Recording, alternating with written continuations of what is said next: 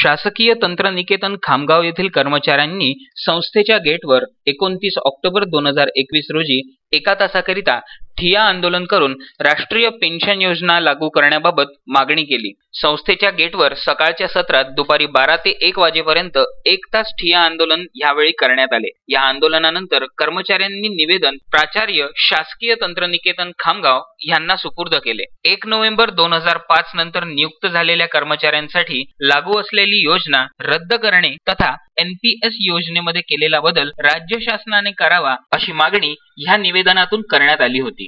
निवेदन देतेवेळी VT Atole, SR Soni, doctor PV Bahekar, HD Barde, LG Sultan तसेच इतर कर्मचारी उपस्थित होते।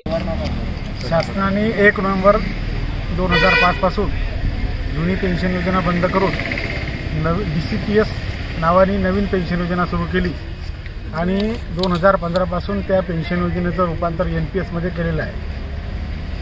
2005 पासून सरकारी सेवेमध्ये लागलेल्या सर्व कर्मचाऱ्यांना या नवीन पेन्शन योजना लागू झालेल्या आहे। त्यामुळे त्यांच्यावर खूप मोठा अन्याय झालेला आहे आणि हा झालेला अन्याय दूर करण्यासाठी आज 1 तासाचं ठिय्या आंदोलन या ठिकाणी आयोजित करण्यात आलेलं आहे आणि शासकीय तंत्रनिकेतन खामगाव येथे हे आंदोलन सुरू करण्यात आलेलं आहे आणि अशा प्रकारचे महाराष्ट्रामध्ये प्रत्येक शासकीय कार्यालयामध्ये हे आंदोलन सुरू आहे। हे आंदोलन पूर्ण महाराष्ट्रभर सुरू आहे।